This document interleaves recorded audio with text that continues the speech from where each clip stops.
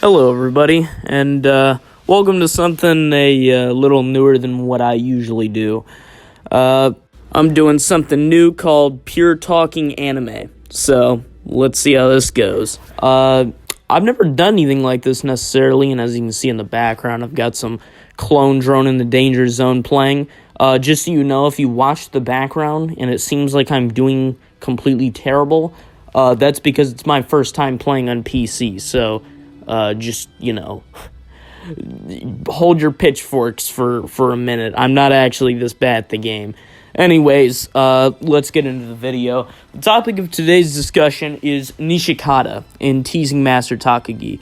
And, I have a few things to say about him. Now, I'm planning on going mostly off the top of my head on this one, right? Not using a bunch of note cards like a school presentation or something, like I'm in high school. Alright, so let's get into things right away. The topic concerning Nishikata is generally why he's so hated on. And in my case, I personally do not like him. I'm sorry, I'm just going to come out and say it. I know there's a lot of people who do like Nishikata, and I think with a nice reflection of what he does in Teasing Master-Takagi and how people have described him, I think I see him at least from a different perspective, right? Like, let's start with the positives on Nishikata first. For starters, he's quite kind, he's endearing, and he does things he's pretty much just your morally standard guy, right? He's not super cunning or super intelligent, which we'll get back to later, but that also means that he's not extremely threatening or unsettling to be around. I think there's a difference between certain characters in what you trust and what you don't trust, right? Like, let's take Futaro from the quintessential quintuplets real quick, which I personally believe that Futaro is an extremely effective main character, not to mention one of my favorites in all of anime. And I think if you look at the character development between him and the quintuplets, you'll notice that at the beginning, none of them besides kind of Yotsuba really trusts him. And I think when you look at his character, you see why, right? Now, I don't want to make this about Futaro, but just bear with me here. Futaro is interesting, but he is sensically untrustworthy for the main reason that he comes off as, he's kind of a loner, but at the same time, you can tell that he's extremely intelligent. Of course, his academic skills are pretty much on display for everybody, but also his attitude and such makes him questionably immoral. Not that he is immoral in the quintessential quintuplets, however, from an outside perspective, you may question whether he is or not. Now, why is this important in Nishikata? Well, when you look at Nishikata as a character, you look at him and he's pretty much the common man. Sort of. He's far dumber than the common man, alright, which we'll get back to in a second here. But for starters, if we're talking about sort of why Takagi likes Nishikata, then we have to look at it from a different perspective, that being a more positive light. In this case, the fact that he is pretty much, he's trustworthy, right? He's never going to blatantly lie. And when he does lie, it's something minor, right? It's more of a temporary deception in order to attempt a teasing. However, he always fails. And even so, he's sometimes telling the truth even when he probably shouldn't, right? Or in other cases, I don't remember the exact occurrence since, the entire anime is them messing with each other. However, he tells Takagi what his plan was to tease her when he actually hadn't done anything yet, and she hadn't figured it out on her own yet like she always does. Now, granted, she was definitely going to figure it out, just like every single episode and every chapter, whichever you're watching, manga or anime. However, it makes sense because you wouldn't want somebody around you that you can't trust. And another thing is obviously his kindness. He's very kind. He constantly does things when thinking about Takagi. And regardless of what he says or denies, he does very much care for Takagi, as you could sort of see with her being rescued by Takagi during the whole play fiasco toward the end. I mean, that's just one example. That's one of the bigger examples out of the entire anime. Now, of course, I am mostly referencing the anime because that is what I watched, although I am aware that Nishikata and Takagi are very different in the manga, which, I mean, that's fair, but just so you know, the reference point here is going to pretty much be exclusively the anime, with maybe one or two tiny exceptions of stuff that I've just heard. Anyways, moving on from that, the positives are, I believe, heavily outweighed by the negatives. Now, in terms of character development, or rather the lack thereof, we'll get to that, I believe it makes sense for Takagi to like Nishikata. Now, I didn't really understand it when I first watched the show, right, which was like a few weeks ago, so, you know, this isn't like some...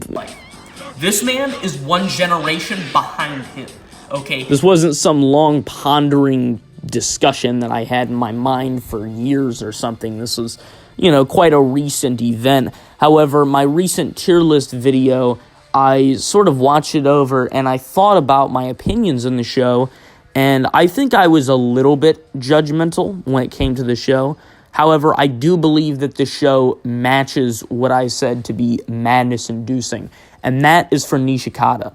Now, of course, I don't think that the show has any plot holes, necessarily. Like, I don't think that it's this totally obscure idea for somebody to actually care for Nishikata. I think that he is somebody that would probably find an individual that would really like being around him. In his case, obviously, Takagi. Especially with the implication that Takagi is sort of telling the story from the future, as you do see a glimpse of her picking up an old picture from their camp trip, or whatever you want to call that.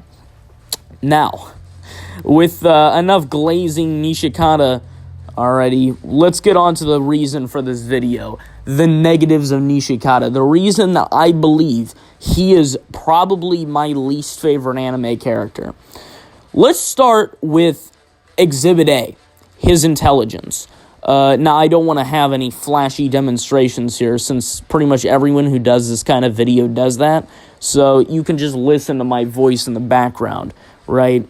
Anyways, with this in mind, his intelligence is the most key integral factor in what makes him such an unbearable character to watch, at least in my opinion.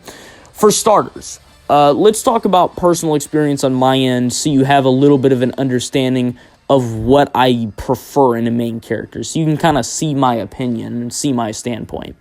What I am used to in a main character is, as I mentioned before, Futaro. Futaro is one of my favorite anime characters, and when it comes to anime, of course, it is very different than the usual kind of storytelling, and so I'm comparing him to anime characters, or other anime characters.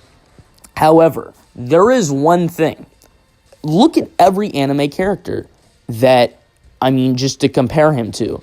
Let's take just another generally genius anime character, for example, Light Yagami. You guys probably know, if you've looked at any of the videos on my channel, that I really love Death Note, right? And Light Yagami, I think, even though he is beyond unstable, he is a character that you can watch, and you can enjoy watching him because he is so intelligent. Now, of course, that's not the only reason that you watch him. However, his intelligence makes him much more interesting to watch, and it makes him much more of a, kind of a character that you can understand because he's so complex. When you have a character that isn't very bright, there are dynamics you can take with that kind of character. However, it usually, and I'm saying usually, of course it does happen, it usually is not present in the main character. Or if it is present in the main character, it is a factor that sort of, I'm going to say, changes at least over time, right? Like, take Neo in The Matrix, for example. You could argue, or anybody who's seen the reality of The Matrix could argue that Neo is an idiot, right, entering into the Matrix. Now, of course, this is sort of an unfair statement, especially given the example that I'm using. However, from an outside perspective, it is easy to perceive him as kind of, a fool for not seeing everything ahead of time, even though there was not really a way for him to. Of course, eventually, once Neo learns of the reality of the Matrix, he sort of figures things out, right? And then from there, demonstrates his capability of adaptation and his abilities within said world. Now, why am I bringing up the Matrix? I'm sort of bringing up the first thing that came to mind. However, I think it's important for a main character to develop their intelligence as well as their knowledge of what's going on around them, right? Because the two don't necessarily go hand in hand, right? You can have a genius character that is completely ignorant of their surroundings, and you can have a character that is fully aware of their surroundings, but is sort of an idiot. Kind of like the main character, Tsutsui, of 3D Kanajo. And I want to compare 3D Kanajo to Teasing Master-Takagi because Nishikata is never demonstrated to be a loser, necessarily. Now, of course, he is not exactly some popular or super flashy guy. However, unlike 3D Kanajo, he is never presented as this kind of outcast. Like Tsutsui is demonstrated as this guy that everyone kind of just rags on for no reason, but there isn't really any justification for it, right? He's a fine guy, he's nice, he's generally intelligent, he's pretty dense, but he is generally pretty skilled in what he does. He is very caring, he's very worrisome, and everything about that makes him a complex character that is sort of the victim of targeted, I'm just going to say harassment for lack of a better word. Although, some of it is harassment, just not all of it necessarily. However, he's sort of a victim to how everybody believes he should be. Especially later on, how he's kind of expected to do this. He's expected to do that for, the people that he cares about. And I don't want to go too much into that, get off topic. However, when you look at Nishikata by comparison, he is not supposed to be a lame loser kind of character. However, his total lack of awareness and how dense he is kind of plays to that archetype, but it only plays it halfway, right? And because he's such a basic kind of guy, he should not be seen by the viewer as being so stupid, right? Because, think of it this way. If you look at the average person is not exactly, or at least from what I've seen, is not exactly the brightest. However, the average person has basic skills, basic emotional understanding, basic concepts of the world around them. Pretty much basic everything, right? Just generally capable of traits that are needed for their everyday life, right? And while everybody has different skill sets, you may notice, of course, one of his skill sets being creativity. Well, he may be creative, but he doesn't necessarily think of things too directly, I suppose. And his creativity is sort of, you could argue that it's his downfall because he overthinks absolutely everything. And it leads to him getting screwed over and over again. I would cite a specific example. However, it is completely unnecessary to do so because he does it in every single episode. He fails in every single episode.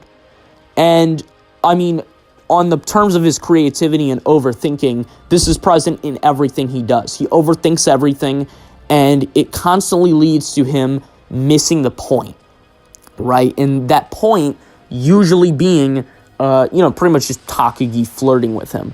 Now, there's a few things that I do want to also address. First of all, how young he and Takagi are. Of course, you do not expect somebody who's, 7th and 8th grade, after, the first few episodes of Season 1, they're in, 7th and 8th grade. You would not expect somebody of that age, necessarily, to be totally emotionally and socially aware of what's going on, right? They don't know what flirting looks like. They don't know what, proper communication probably should be, right? They may not know what's expected of them, or maybe they overthink things and doubt their abilities. These are all normal things that you would expect. Like I said, this kind of character of Nishikata's is not necessarily, it's not contrived. However, it is unrealistic to an extent. It's unrealistic because the way his character does things is far too, I'm going to say, almost contradictory. Somebody who overthinks as much as he does and is as creative as he is should not be totally incapable of landing a single, as he words it, critical hit on Takagi.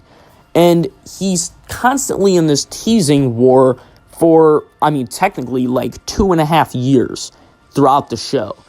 And, you'd think it'd be physically impossible for him to not catch a single win out of all that time. Now, he does, in a sense, but he doesn't really feel as though he won at all, right? It's more of charisma points is what he's gaining. However, his experience throughout the show, he does not learn. And I think this is the biggest problem with Nishikata, right? I sort of exited the realm of, one thing to the next, right? I kind of went from intelligence to general creativity, and we're kind of going all over the place. But, it's fine. This isn't really formatted. But I think the main problem that he has is that I think Nishikata is a flat character. And there's nothing wrong with flat characters. And there's nothing wrong with flat main characters, or rather just main characters that don't develop, right? And by develop, of course he's developing. However, he's not really changing all that much, right? His personality is identical from episode 1 to the movie, right? Everything he does is pretty much the same, and that's a part of the problem. He makes the same mistakes over and over again. He expects Takagi to do this. He expects her to fall for this. One of the things that's kind of a trope in the show, for whatever reason, is the characters being followed by somebody. And in one case, it's, in a few of the cases, it's Nishikata being followed by Takagi, or being followed by, the group with, Mina and all of them. And the thing with this, it's a very simple thing that you may or may not think about, but I think it's important to the character to kind of understand how he works. He does the whole Tom and Jerry thing with Takagi, where he feels like somebody's behind him, but doesn't really see anyone. However, you kind of see into his character when you observe how he behaves to this. For example, he suspects that somebody is behind him, and he sort of does the whole, spin around real quick to see who's behind you sort of trope. However, he does not investigate further, and he gets jump scared by Takagi. Or another time, he's walking, and Takagi pops in front of him.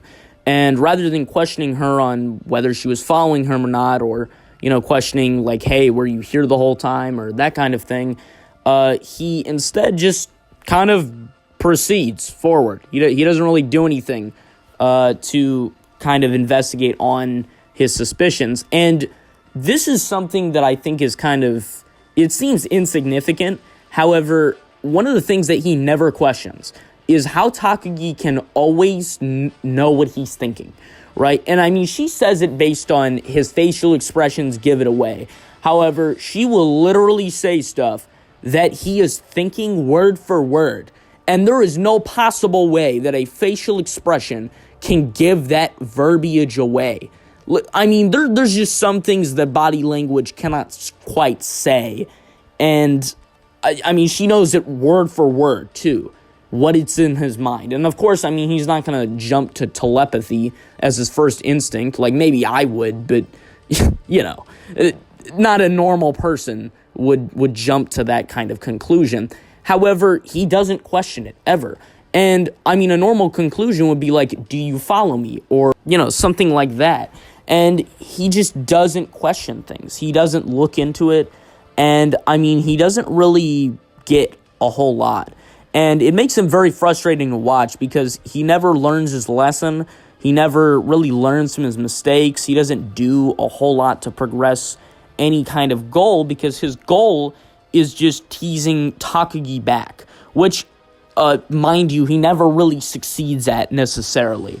Okay, I mean, I guess kind of, but it's not really satisfying, right? Like, I still remember, one of the comments that was left on the final episode of Season 3, and it was 3 seasons just to hold hands.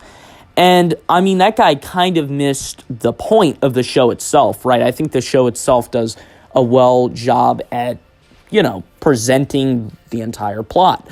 However, I do understand his problem, because Nishikata does not progress very much, and he doesn't change a whole lot over the course of the show. He is still the same Nishikata that he was in Season 1. He's still the same person.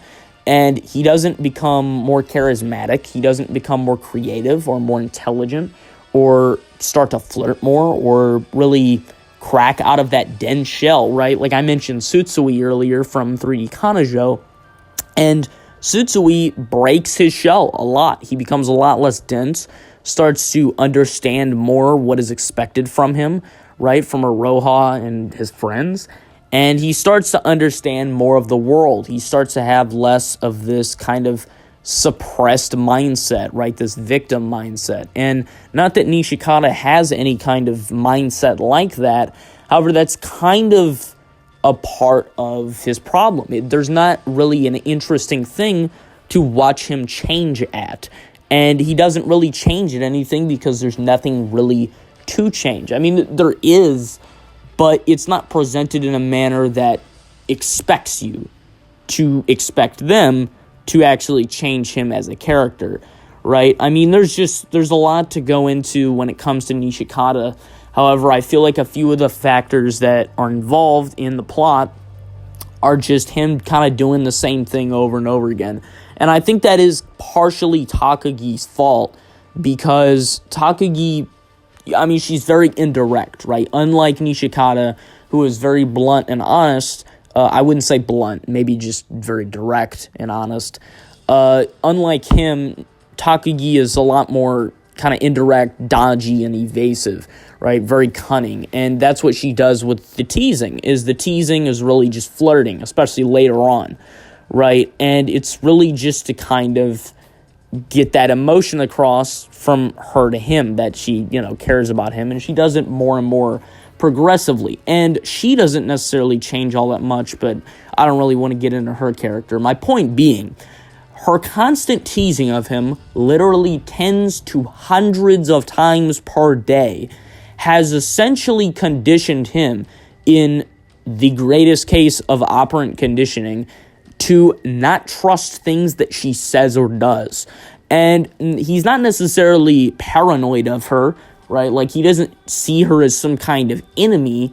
However, he does sort of see her as this, I don't know if rival is the right word, but somebody who's constantly messing with him, right? I mean, which is the case. It's true. And when you build that kind of rapport with somebody, they have a great relationship. But the relationship is it sort of struggles in the sense of its progression. Progression, of course, meaning deeper meaning and deeper connection with both of them. It kind of loses its power because he never knows when to trust what she's saying. And for the most part, he never does. Not until really like some of the final episodes of Season 3 and the movie, right? I mean, it's not really until that point that he gets any of it because, I mean, why would he? Why would he trust what she says? Why would he trust that she's not just messing with him? And most of the time, she is, or claims that she is. And when she claims that she is, then you play everything she does off. It's kind of like that one friend that always pranks you on April Fools, okay? And their pranks are very, they're not extreme. However, they're not exactly like I put a toy spider in your seat. It's not that kind of thing. They're usually a little more thought out and creative. And if you were pranked every single day by your friend, let's take it every day now, if you were pranked by your friend every day for multiple years, and then suddenly one day your friend on April Fool's tells you that he loves you and wants to marry you, okay, are you going to believe him? The answer is going to be no. Of course not, okay? You're, of course, going to think that it's a joke. He or she, as in, like, I don't know what my audience is, but, of course, you're not going to believe them. And that's kind of how Nishikata's mindset in the show is, and you can't blame him necessarily, right? He's very dense, but a part of him being dense is it's been conditioned into him by Takagi. And Takagi has kind of shot herself in the foot, for the most part, in the initial few years of her goal, because I mean, he's not going to believe anything she says, and everything she says is usually geared toward, being a teasing or a joke, right? And, I mean, it kind of prevents any kind of progression in that regard, and it takes very heavy steps to actually get the point across, because the point, I mean, it was never there to begin with, because it was assumed to be a joke, right? And when you have everything set up in that way, I mean, you get the point. And yeah, I think this makes Nishikata sort of a character that he doesn't have room to progress much, right? And his relationship with Takagi, it doesn't have a whole lot of wiggle room, because he doesn't understand that it's supposed to be anything more meaningful than two friends constantly messing with each other. And by messing with each other, I mean Takagi messing with him, which also kind of introduces the question of, like, why he would even enjoy that, Like, I mean, yeah, he has fun in the process, but, I mean, if you got crapped on every single day for what appears to be your entire life, given the current time that it occurs in, would you want to be around that? And if you believe that any kind of advance was impossible because you assumed it was teasing, then, I mean, what are you acquiring out of it? It almost seems like a waste of time, because he never succeeds. And so, as a viewer, I personally felt like kind of my time was being wasted a little bit, because it was so slow. And, I mean, I think the pacing does a decent job.